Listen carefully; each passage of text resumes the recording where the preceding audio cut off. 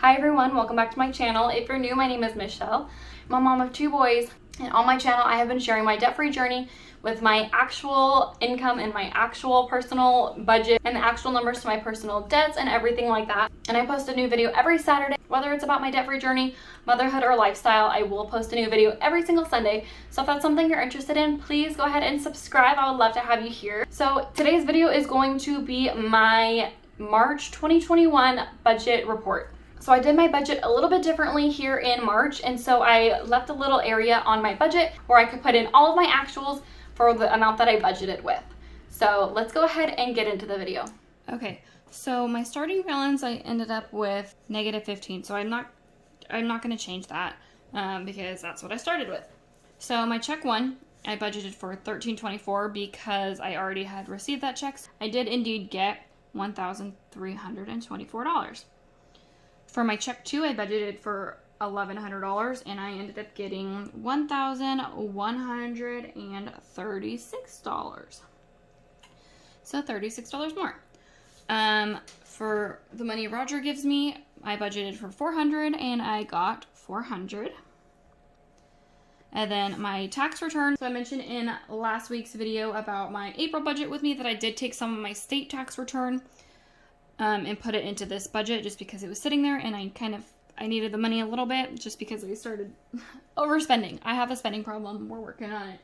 Anyway, I took some of my state tax return and put it in here. So I gave myself a total of $11,472 for a total monthly budget of $14,317.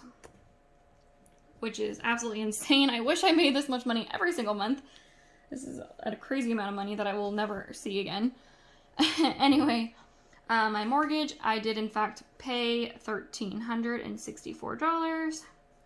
HOA, I did pay the full $180 that I owed.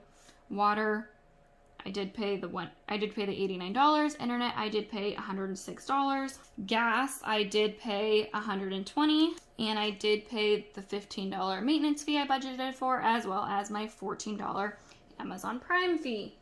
So my total I budgeted for was $1,888, and the total I paid was $1,888. So good, right on budget for my monthly expenses, but most of these are pretty much like fixed expenses, and so I don't have to worry about them varying very much. The only thing is the internet. Sometimes they'll up my price, but then I'll call them and get it down. So that's the only thing that sometimes changes. Next, I have my monthly debts. So Target, I budgeted $65. I paid $65.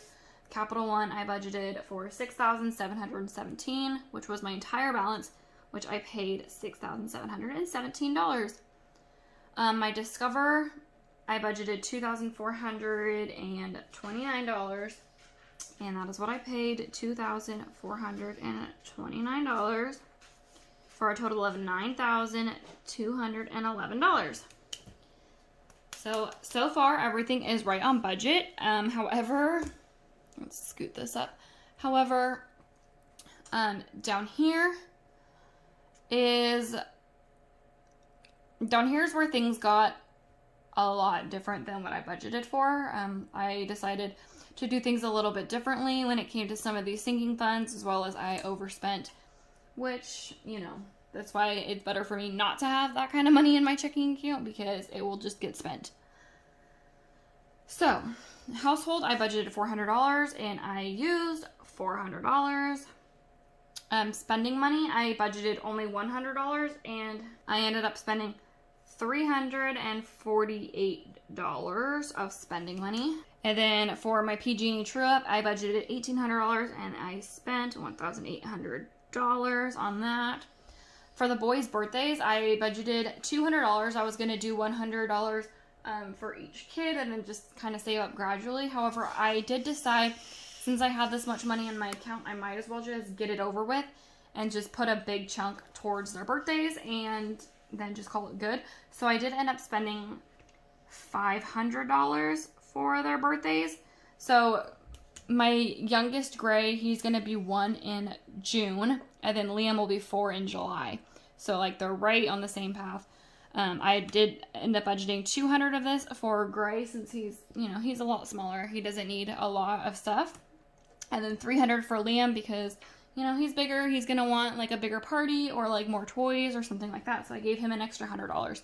So together I budgeted $500 for everything I'm going to use for their birthdays. And then for Christmas, I did budget $100 to start putting into a Christmas fund. However, I did some more after I did this. I did some more calculations and decided it was best for me to do $170 for Christmas that time. And so my total sinking funds came to $3,218. Sorry, my pen's kind of going out. If you take my total income minus my monthly expenses, debts, and sinking funds, my total money left is going to be $0. So that played perfectly into my April's budget where I started with $0. So this is officially a $0-based budget. All right, so that's everything for my budget report for March 2021. Thank you guys so much for watching. If you like this video, please give it a thumbs up and don't forget to subscribe. And I will see you guys in the next video. Bye.